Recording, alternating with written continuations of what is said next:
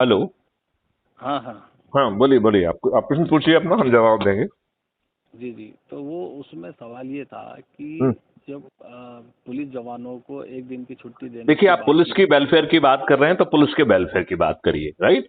हाँ, तो यदि पुलिस आप वेलफेयर अपराध की मुक्त बात कर भारत कर रहे हैं तो पुलिस तो अपराध हाँ, मुक्त भारत करने वाली पुलिस नहीं। पुलिस ये समझ वेलफेयर की लीजिए बात आप। कर रहा हूँ। जी जी, इसको लिंक पुलिस मत वेलफेयर। करिए।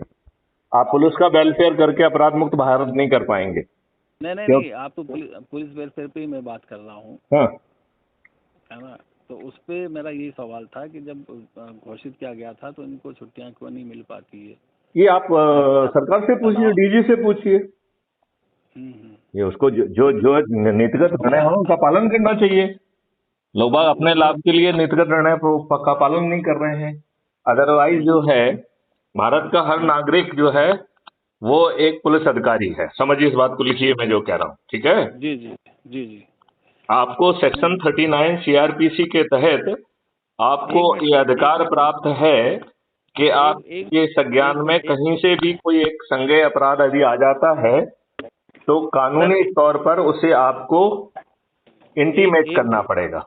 एक मिनट सर, मैं लिख रहा हूँ। एक मिनट, मैं आप माफ़ी चाहता हूँ। एक आप एक इसको मिनट। रिकॉर्ड कर लीजिए ना, बाद में लिखते रहिए ना। नहीं, टेलीफोन पे रिकॉर्ड नहीं हो रहा है ना सर ये। तो आप मोबाइल एक से बात कर लीजिए ना। चलो, अच्छा, ओके, लिख लीजिए लिख लीजिए। जी ओके। जी जी जी। हाँ। जी सर, बोलिएगा। पहला पॉइंट तो ये है कि सेक्शन 39 सीआरपीसी भारत के जी। हर नागरिक को यह दायित्व देता है और अधिकार भी देता है कि हाँ हाँ उसके संज्ञान में यदि कोई भी संज्ञेय अपराध आता है तो उसे हाँ। पुलिस को रिपोर्ट करना उसका लीगल अधिकार है। यदि वो इस दायित्व का निर्वहन नहीं करता है तो उसे जेल भी भेजा जा सकता है। और इसमें ज्यूरिस्प्रूडेंस को बदल दिया गया है। ज्यूरिस्प्रूडेंस कहती है कि बाकी अपराधों में पुलिस और प्रोसिक्यूशन को बियॉन्ड रीजनेबल डाउट सिद्ध करना पड़ता है कि यह अपराध इस व्यक्ति ने घटित किया है। लेकिन जी यदि आपने सेक्शन 39 सीआरपीसी की जिम्मेवारी का निर्वहन नहीं किया है तो जी। तो आप ये बात समझ लीजिए कि आपको ये प्रूव करना पड़ेगा कि यू आर इनोसेंट। ओहो। राइट। बिल्कुल। मतलब राइट राइट। कितना बड़ा अधिकार है, आपका ऐसा भी अधिकार है, या ये तो गले की फांसी है। तो हाँ जी जी। ये गले की फांसी नहीं है, ये बहुत बड़ा अधिकार है। क्योंकि फिर पुलिस वाले को आपको भगाने का हक नहीं बनता है। हाँ जब आप बिल्कुल। किसी कानून की जिम्मेवारी का निर्वहन कर रहे हैं और यदि उस जिम्मेवारी का आप निर्वहन नहीं करते हैं तो जी जी। आपको जेल भेजा जा सकता है। ऐसी जिम्मेवारी का निर्वहन करते वक्त जो है, यदि पुलिस उसका संज्ञान नहीं लेती है तो पुलिस के विरुद्ध सख्त कार्रवाई करना चाहिए। लेकिन जी जी। लेकिन ये पुलिस के विरुद्ध सख्त कार्रवाई कौन करेगा? जी जी। आप तो गुलाम हैं। राइट। और ये पुलिस भी आपकी शासक है, व्यवस्था भी आपकी शासक है, और राज सत्ता में जो व्यक्ति बैठे हुए हैं वो भी आपके शासक हैं।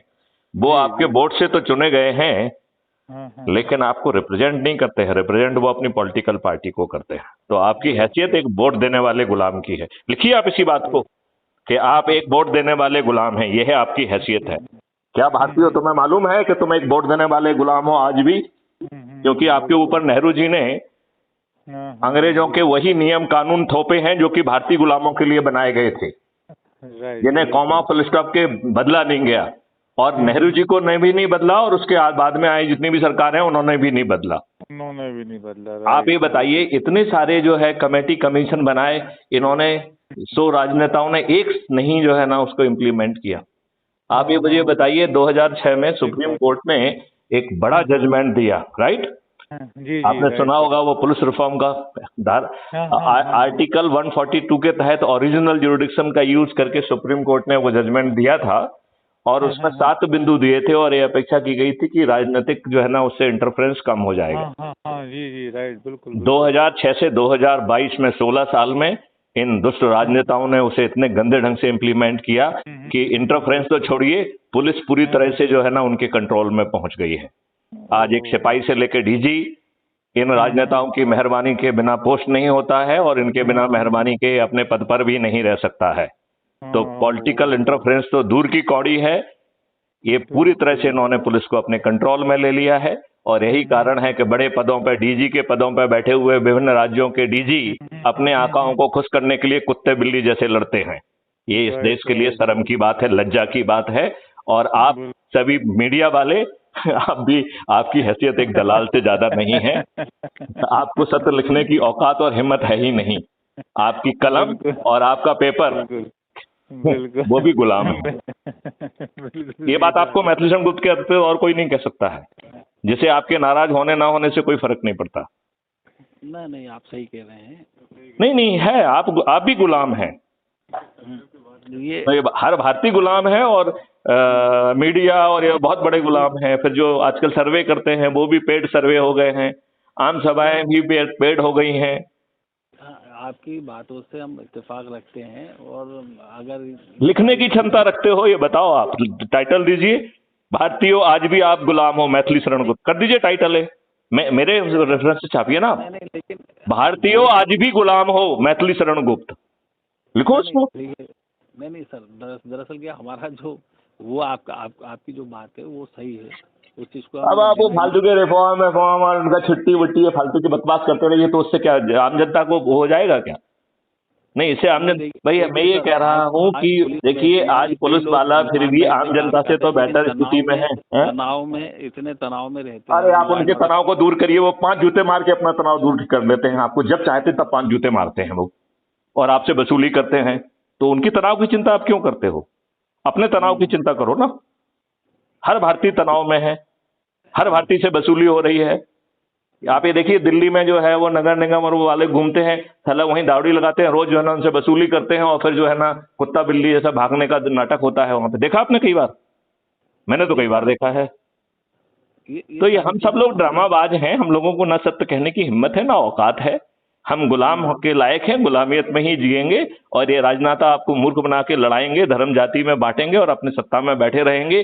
और ये इसको टिकट देते हैं, जो पैसा देता है उसको टिकट देते हैं, जाति और धर्म के अयोग्य लोगों को टिकट देते हैं, अपने नेताओं के आकाओं को टिकट देते हैं, दूसरी पार्टी का व्यक्ति जो सत्ता सुख इधर उसको लगता है मिलने वाला है तो उसको टिकट देते हैं, अपराधियों को टिकट देते हैं। क्या इससे बेहतर इनकी वानगी इनके पास अवेलेबल नहीं है?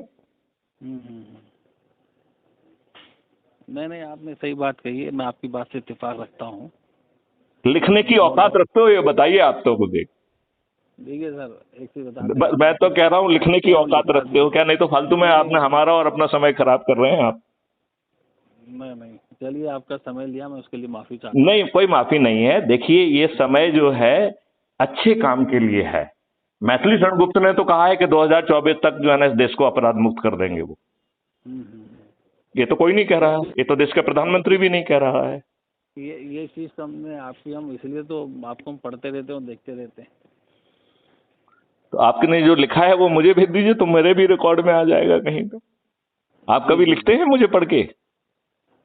नहीं सर, अभी तक तो नहीं, लेकिन मैं बस पढ़ के उसको मैं पूरा एक नॉलेज के तौर पे और अपने ज्ञान। तो आपके व्यक्तिगत ज्ञान से किसी का कुछ फायदा हुआ क्या?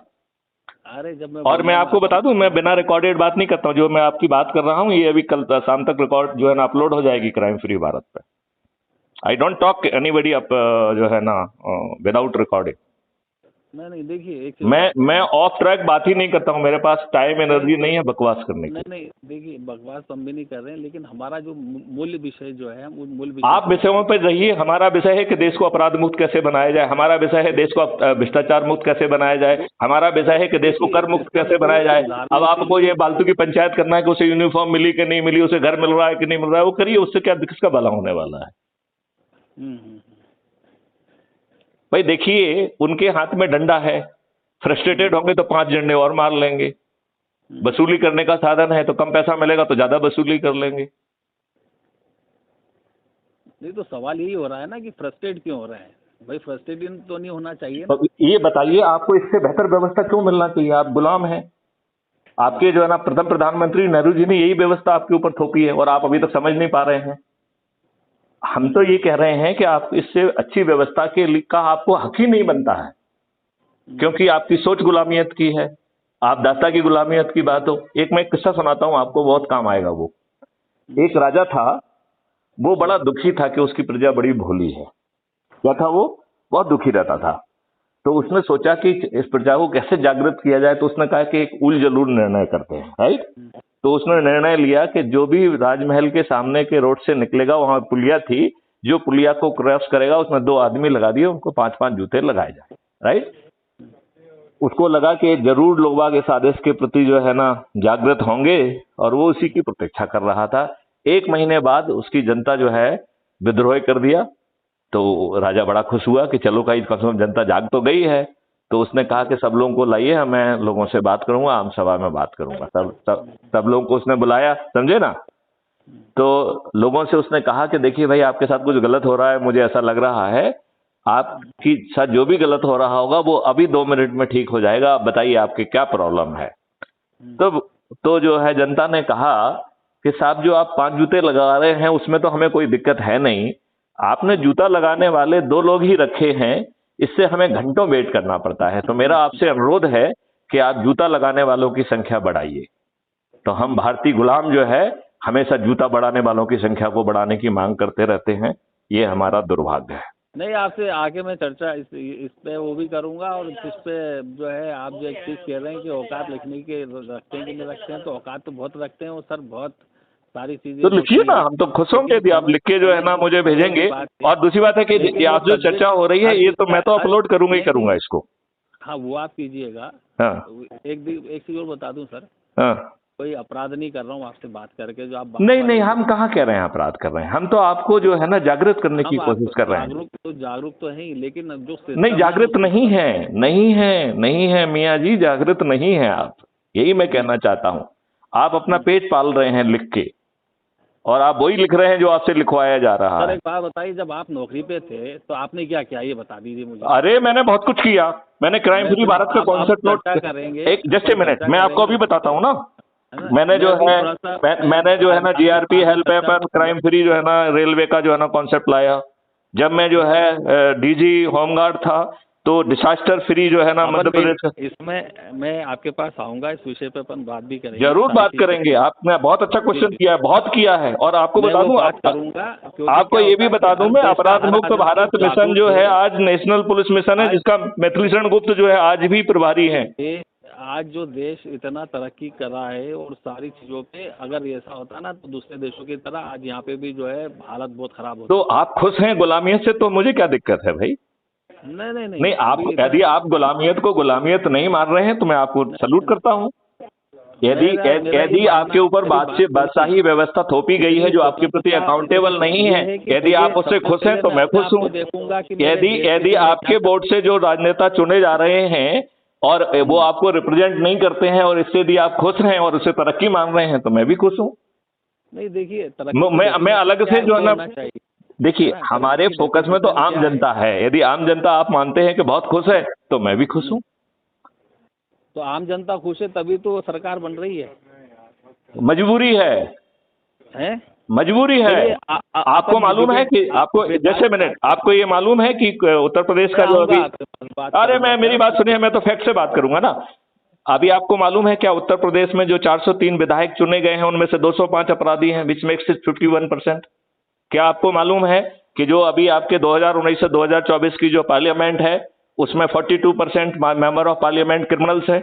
क्या आपको मालूम है कि 29% उसमें से जघन्य अपराध के अपराधी हैं, हत्या, डकैती, लूट, किडनैपिंग, रेप? मालूम है क्या? तो उसमें तो आप खुश हैं तो हमें क्या दिक्कत है? यदि इन सब चीजों से आप खुश हैं और तरक्की मान रहे हैं, और एक व्यक्ति जो अच्छा कर रहा है गडकरी, वो बेचारा रोड अच्छा बना रहा था, उसको उन्होंने पार्लियामेंट बोर्ड से और बाहर कर दिया। आप खुश हैं, हम खुश हैं, हमें क्या दिक्कत है? आप अच्छा काम कर रहे हैं इसलिए तो आपको हम फॉलो कर रहे हैं, नहीं तो हम फॉलो थोड़ी ना करते आपको। देखो, आपके फॉलो करने से कोई काम नहीं बनेगा। आपको जो है ना 9 दिन का व्रत रखिए, हम इस देश को बदल देंगे, जिसमें ना आपसे पैसा मांगेंगे।